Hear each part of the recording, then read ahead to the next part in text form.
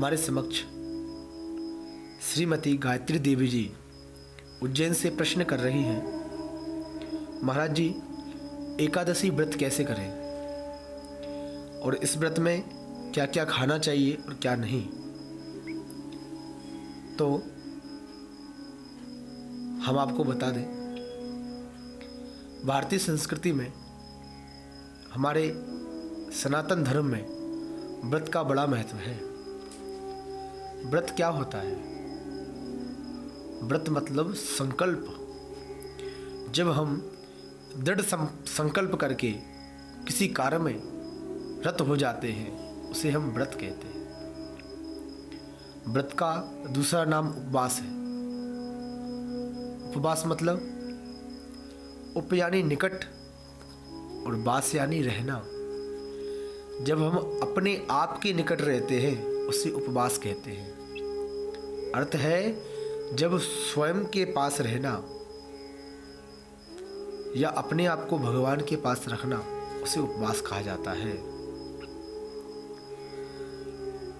इसी प्रकार हमारे सनातन धर्म में कई प्रकार के उपवास व्रत हैं, जैसे काम निमित्त, परंतु एक मुख्य व्रत है जिसे हम एकादशी के व्रत के नाम से जानते हैं। देखिए, जो व्यक्ति, जो मनुष्य मास की दोनों एकादशी करते हैं और इसी प्रकार वर्ष की 24 एकादशी करते हैं, हमारे एक मास में 2 पक्ष और दोनों पक्ष की एकादशी करके इस प्रकार वर्ष में 24 एकादशी करते हैं। जब कभी पुरुषोत्तम मास मल मास आता है उसमें 2 एकादशी और बढ़ाकर, अर्थात संपूर्ण वर्ष जो एकादशी का व्रत करता है उसे फिर कोई और व्रत करने की आवश्यकता नहीं होती। ऐसा शास्त्र का विधान है, उस व्यक्ति का कल्याण होता है। तो आपने पूछा है कि व्रत में क्या खाया जाए और क्या नहीं, तो सवाल उठता है कि हम खाते किस लिए हैं। हम खाते हैं क्योंकि हमारी शरीर की शक्ति बढ़े। और व्रत क्यों करते हैं? आपको यह जानकर बड़ा आश्चर्य होगा कि हम व्रत भी इसलिए करते हैं कि हमारी शक्ति बढ़े। भोजन करने से हमारे तन की शक्ति बढ़ती है, उसी प्रकार व्रत करने से, उपवास करने से, भोजन का परित्याग करने से हमारे मन की शक्ति बढ़ती है। इसलिए तन और मन की शक्ति का सामंजस्य बना रहे, इसलिए हमारे धर्मशास्त्र ने आदेश किया है कि हम मास में कम से कम 2 व्रत तो करें ही करें। इसी प्रकार यहाँ हमारे समक्ष श्रीमद् भगवत गीता, यहाँ उल्लेख आया है अध्याय 2 श्लोक नंबर 59। भगवान स्वयं कह रहे हैं, विषया विनिवर्तन्ते निराहारस्य देहिनः रसवर्जम रसोपयस्य परम दृष्ट्वा निवर्तते। अर्थात जो व्यक्ति भोजन को कुछ समय के लिए छोड़ता है, अर्थात व्रत करता है, व्रत करने से क्या होता है? व्रत करने से हमारा मन विषयों से निरत हो जाता है, विषयों को छोड़ देता है। इसलिए हमारे साधु संत अधिकांश फलाहार करके जीवन व्यतीत करते हैं, जिससे उनका मन विषयों में रत नहीं होता,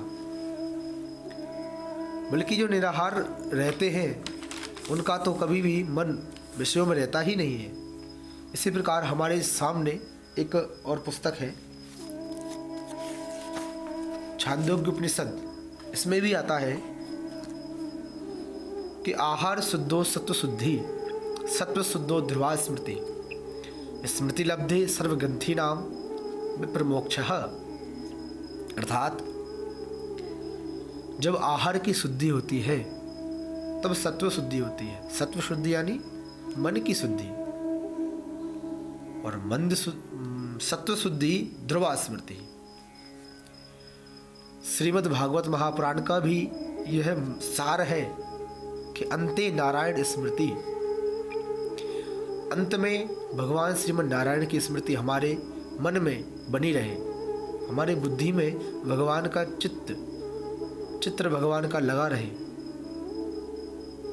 उसी प्रकार यहाँ छांदोग्य उपनिषद में भी कहा गया है, जो व्यक्ति आहार शुद्ध हो सत्व शुद्धि। अगर आहार आपका शुद्ध होगा तो आपका मन शुद्ध होगा, और मन शुद्ध होगा तो भगवान की जो स्मृति हमें निरंतर बनी रहेगी। और स्मृति लब्धे सर्व ग्रंथि नाम, स्मृति हमें बनी रहेगी तो अज्ञान की सारी ग्रंथि कट जाएंगी, और अंत में क्या होगा? विप्रमोक्षः, अंत में हमें मोक्ष प्राप्त होगा। तो यह सब प्रक्रिया व्रत से ही उत्पन्न होती है। देखिए, आपने पूछा है कि एकादशी व्रत कैसे करें, तो हम बता दें कि निराहार रहकर व्रत करना चाहिए, यह शास्त्र की आज्ञा है। परंतु निराहार रहेंगे तो क्या होगा?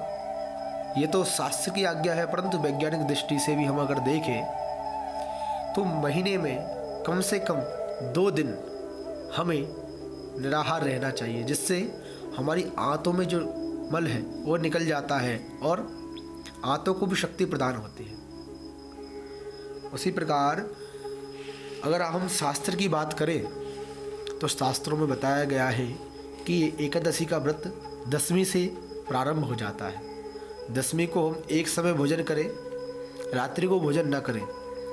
फिर अगले दिन एकादशी को प्रातःकाल उठकर नित्य कर्म करके, स्नान आदि करके भगवान श्रीमद् नारायण भगवान का पूजन करें, अपने इष्ट देवता का पूजन करके हाथ में जल लेकर संकल्प करें।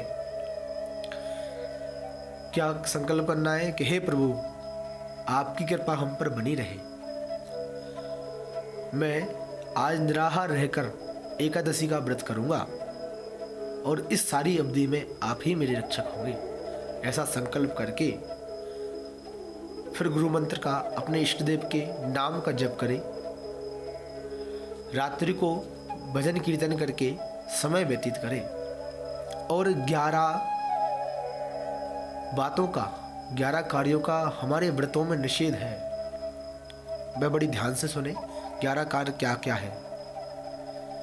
बार बार पानी पीना, हिंसा करना, अपवित्रता से रहना, असत्य भाषण करना, पान चबाना, दातून करना, दिन में सोना, मैथुन करना, जुआ खेलना, रात्रि में सोना और पतित व्यक्ति से बात करना, अर्थात कोई धर्म विरोधी व्यक्ति है जो इधर उधर की बातें करता हो, उससे बातें करना। ऐसी 11 कार्यों का हमारे व्रतों में निषेध बताया गया है, ऐसा शास्त्र कहते हैं। ये 11 कर्म हमें नहीं करना है। और जहाँ तक भोजन की बात रही, तो हमारे शरीर की शक्ति के अनुसार, हमारी शक्ति के अनुसार सर्वप्रथम तो निर्जल होकर व्रत रखना चाहिए।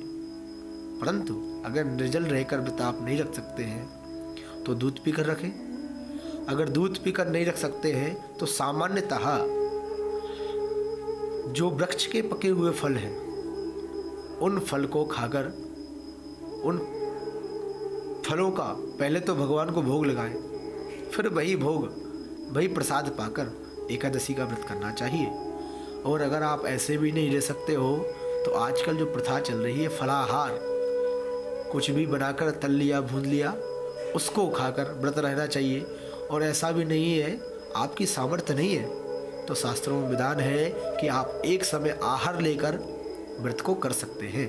परंतु उसमें भी जो चावल है, जो मुख्य अन्न है, चावल को तो छोड़ ही देना चाहिए।